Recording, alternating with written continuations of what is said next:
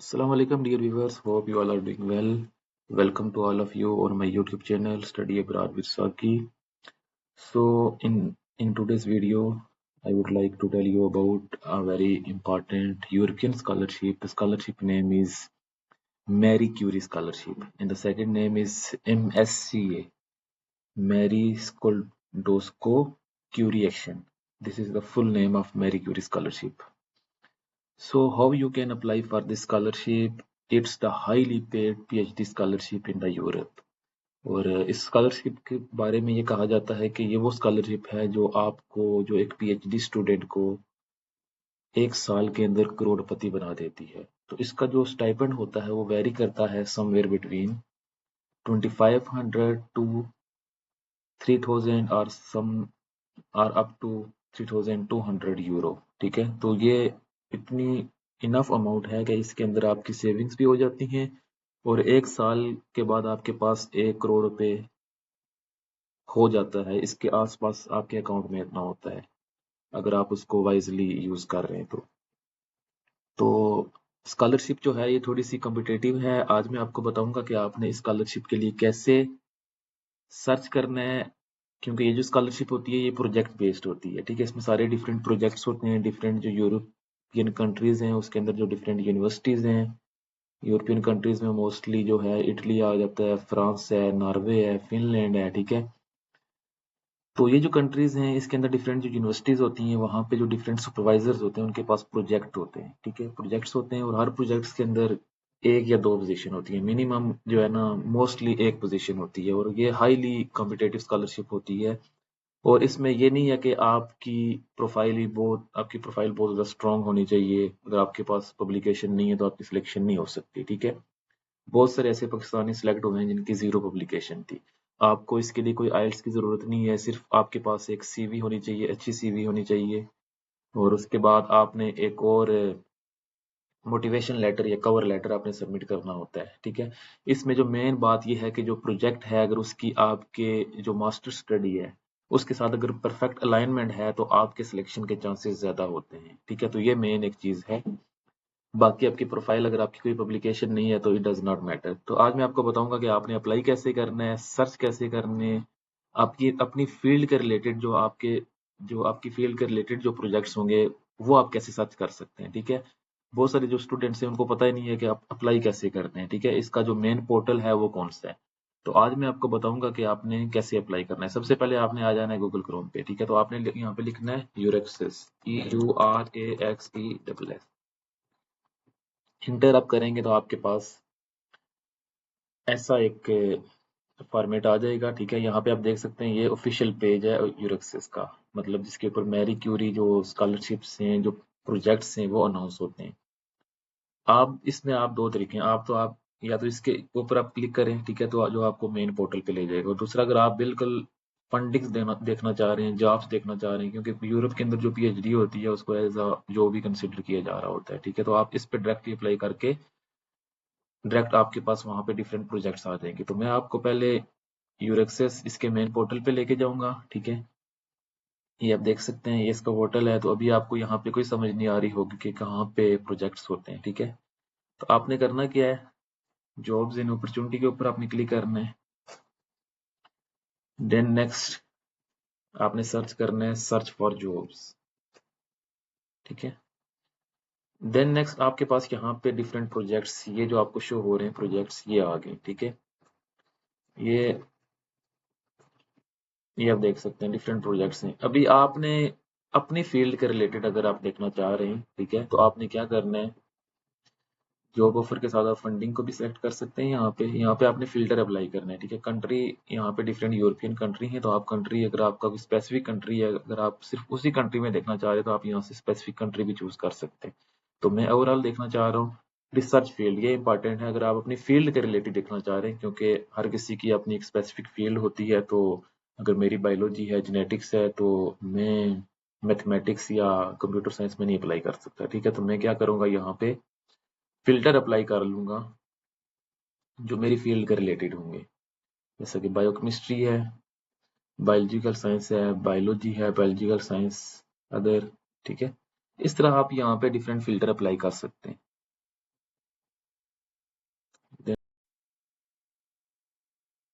Then next आप अगर यहाँ पे डिफरेंट अगर और भी कोई आपका अगर रिसर्च फील्ड के रिलेटेड यहाँ पे कोई आ रहा है तो आप उसको सिलेक्ट कर सकते हैं, ठीक है। अगर मैं देखूं तो मेरा ये बायोकेमिस्ट्री का, बायोलॉजिकल साइंस का, देन नेक्स्ट मैं किसको सिलेक्ट कर सकता हूँ, हेल्थ साइंसेस को सिलेक्ट कर लूंगा मैं, ठीक है, ये भी मेरी फील्ड के रिलेटेड है। उसके बाद न्यूरो साइंस भी है, लेबोरेटरी टेक्नोलॉजी भी है,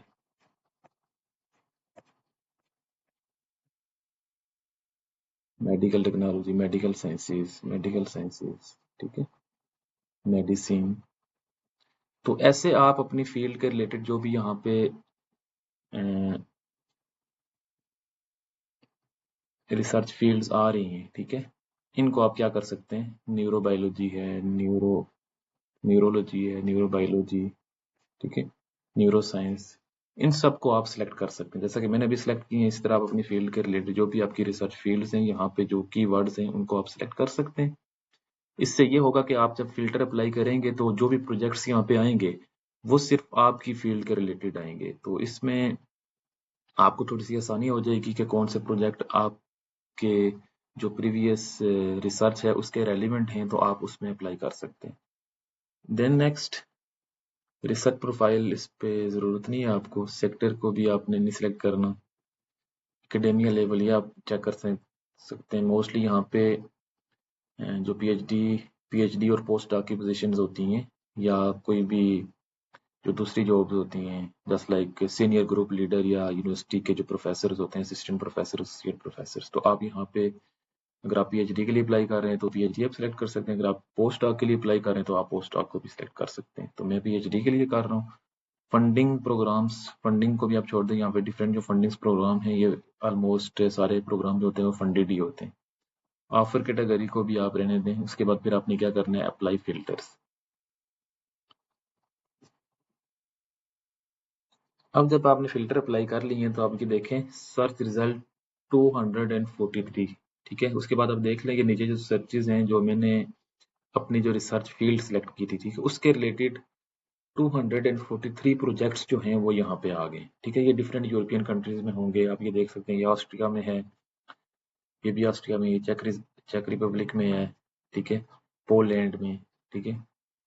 तो ऐसे डिफरेंट जो प्रोजेक्ट्स हैं इसमें आप फिर देख सकते हैं कि पोजीशन कौन सी है, यूनिवर्सिटी असिस्टेंट प्री डॉक्टरल, ठीक है, मतलब ये वो पोजीशन है जो कि एक पीएचडी कैंडिडेट के लिए, अगर आपने मास्टर्स डिग्री की हुई आपकी कंप्लीट है तो आप इसके लिए अप्लाई कर सकते हैं। और हर जो प्रोजेक्ट होता है उसकी एक डेडलाइन होती है, तो इसकी डेडलाइन हम देख सकते हैं 25 जुलाई है, तो इससे पहले आपने अपनी एप्लीकेशन जो है वो सबमिट करनी होती है। अब एप्लीकेशन सबमिट करने के यहाँ पे हर जो प्रोजेक्ट होता है उसका एक अपना तरीका होता है। किसी में ये होता है कि आपने सिर्फ जो डॉक्यूमेंट्स होते हैं वो ईमेल करने होते हैं, और जो मोस्ट इंपॉर्टेंट डॉक्यूमेंट हैं वो आपकी सीवी होती है और एक कवर लेटर या मोटिवेशन लेटर जस्ट।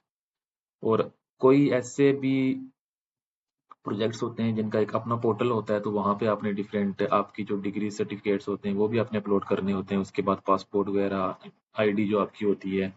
तो मतलब ये जो मेन जो डॉक्यूमेंट्स हैं, सीवी है आपकी और मोटिवेशन लेटर, और अगर आपका प्रोजेक्ट आपके रेलिवेंट है तो उसमें आपके चांसेस होते हैं सिलेक्शन के। तो मैंने आपको ऑलरेडी बताया कि नंबर ऑफ ऑफर्स देख सकते हैं, तो एक ही ऑफर है, मतलब इसके अंदर, इस प्रोजेक्ट के अंदर सिर्फ एक ही पोजीशन है, इस वजह से ये जो प्रोजेक्ट्स होते हैं बड़े कॉम्पिटेटिव होते हैं। तो अगर मैं इसमें अप्लाई करना चाह रहा हूँ तो मैं क्या करूँगा, यूनिवर्सिटी असिस्टेंट के ऊपर जाके क्लिक करूंगा, ठीक है। अब ये जो प्रोजेक्ट है इसके अंदर जो जितनी भी रिलेटिव इन्फॉर्मेशन है वो सब आ जाएंगी, ठीक है। इसमें आप देख सकते हैं आपके आवर्स पर वीक कितने हैं, ठीक है, उसके बाद कौन सी यूनिवर्सिटी है, कौन सा डिपार्टमेंट है, ठीक है, जो इसकी डिस्क्रिप्शन है ये आप पढ़ सकते हैं कि इसमें इनको कौन सा कैंडिडेट चाहिए। अगर आपको फर्दर इन्फॉर्मेशन चाहिए तो आप इस ईमेल के ऊपर ये जो इस प्रोजेक्ट का जो लीडर होगा, जो जो भी सुपरवाइजर होगा, ठीक है, उसको आप ईमेल करके फर्दर इन्फॉर्मेशन ले सकते हैं। फिर इन्होंने हर चीज मेंशन की होती है कि उनकी क्या रिक्वायरमेंट्स है, ठीक है। अब इसकी रिक्वायरमेंट है कि वेटनरी मेडिसिन में आपकी जो बैचलर डिग्री होनी चाहिए, मास्टर होनी चाहिए। फिर उसके बाद very good command of German, ठीक है। तो मोस्टली जो प्रोजेक्ट होते हैं वहाँ पे इंग्लिश चल रही होती है, लेकिन कुछ ऐसे प्रोजेक्ट्स होते हैं जिसमें उनको दूसरी लैंग्वेज भी चाहिए होती है, ठीक है। तो आप देख सकते हैं कि जिसमें ज़्यादा इंग्लिश है तो आप उसी पे अप्लाई करें।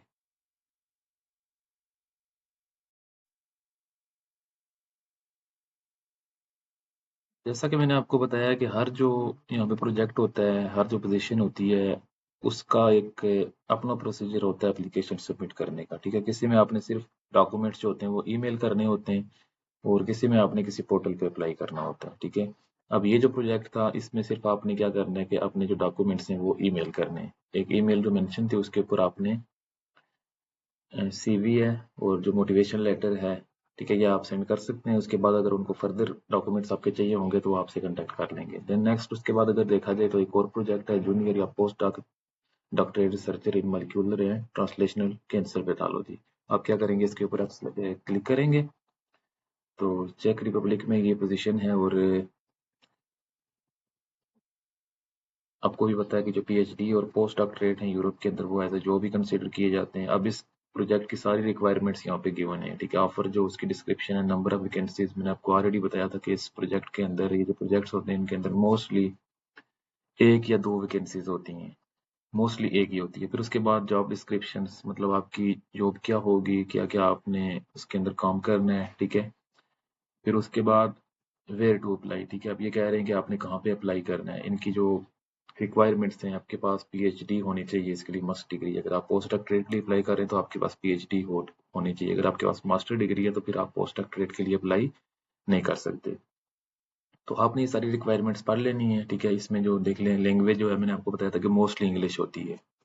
तो रिसर्च लेवल जो है वो आपका R2 होना चाहिए, मतलब R1 नहीं होना चाहिए। R1 जो होता है वो मास्टर्स के स्टूडेंट के लिए होता है, मतलब वो अर्ली स्टेज रिसर्चर होते हैं। और जो पीएचडी वाले वो होते हैं वो रिकॉग्नाइज रिसर्चर होते हैं, वो R2 लेवल उनका होता है। फिर उसके बाद जो प्रोफेसर होते हैं, एसोसिएट, फुल प्रोफेसर, उनका R3 एंड R4 ये लेवल्स होते हैं रिसर्च। सो आपने इसके लिए अप्लाई कैसे करना है, ठीक है। तो सबसे पहले तो आपके पास ये जो लिंक गिवन है, ठीक है, अप्लाई नो, इसके ऊपर आपने चले जाना है। तो यहाँ पे कोई फॉर्म टाइप होगा, ठीक है। आप ये देख सकते हैं एप्लीकेशन फॉर्म ये आ गया है। तो बिल्कुल सिंपल सा फॉर्म है। First name, last name, your email, phone number, please specify the position you are applying for, ठीक है। ये जो प्रोजेक्ट था इसकी पोजीशन को आपने मेंशन कर देना है, ठीक है। और थोड़ी सी रीजन आपने बता देनी है कि जस्टिफाई भी इसको करना है कि आप क्यों अप्लाई करना चाह रहे हैं। हाईएस्ट लेवल आपने बताना है, कैरियर लेवल ऑफ रिसर्चर, ठीक है। बिल्कुल सिंपल सा, इसके अंदर अभी ऐसी कोई बात नहीं है कि जो मुश्किल हो। फिर उसके बाद आपने क्या करना है, please confirm that you have uploaded the documents. अब देखें यहाँ पे कोई डॉक्यूमेंट्स का ऑप्शन नहीं है। सो यहाँ पे इन्होंने मेंशन भी किया है, you will find a link to upload documents in the advertisement, ठीक है। एडवर्टाइजमेंट के अंदर वो कह रहे हैं कि एक लिंक है, वहां पे आपने क्या करना है, डॉक्यूमेंट अपलोड कर देना। डॉक्यूमेंट मोस्टली सीवी होगी या मोटिवेशन लेटर या कवर लेटर, इसके अलावा तो कोई ऐसे डॉक्यूमेंट्स नहीं होते। तो हम देख सकते हैं, हम दोबारा प्रोजेक्ट के ऊपर चले जाते हैं। तो यहाँ पे मैं अगर आपको बता दूं, कहीं ना कहीं तो वो होगा लिंक। हाँ, document required from the participant, ठीक है। पार्टिसिपेंट आप हैं जो आप अप्लाई कर रहे हैं।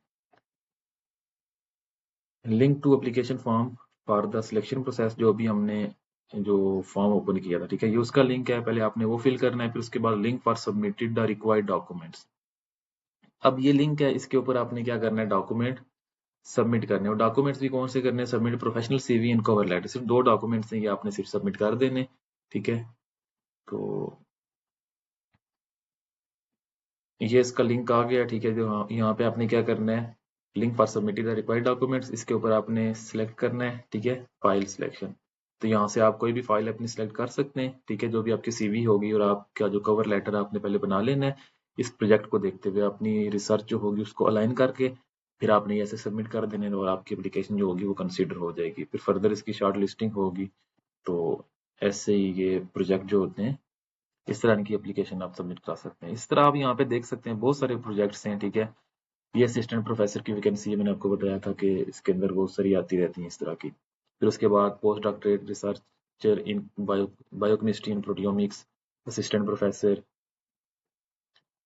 लेक्चरार, ठीक है। तो यहाँ पे अगर आप देखें तो मोस्टली बहुत सारी पोजीशंस आ रही होती हैं, ठीक है। यंग डॉक्टर या रिसर्च असिस्टेंट प्रोफेसर, ये भी वही है, पीएचडी स्टूडेंट, ठीक है। मोस्टली जो है यहाँ पे पीएचडी और पोस्ट डॉक्टरेट और इस तरह की जो जॉब्स होती हैं, प्रोफेसर लेवल की, असिस्टेंट प्रोफेसर, इस तरह की आती रहती हैं, ठीक है। पीएचडी स्टूडेंट, तो आप देख सकते हैं हर प्रोजेक्ट जो है उसकी डिस्क्रिप्शन को आप पढ़ें, अगर आपके रेलिवेंट है तो आप इसमें मस्ट अप्लाई करें।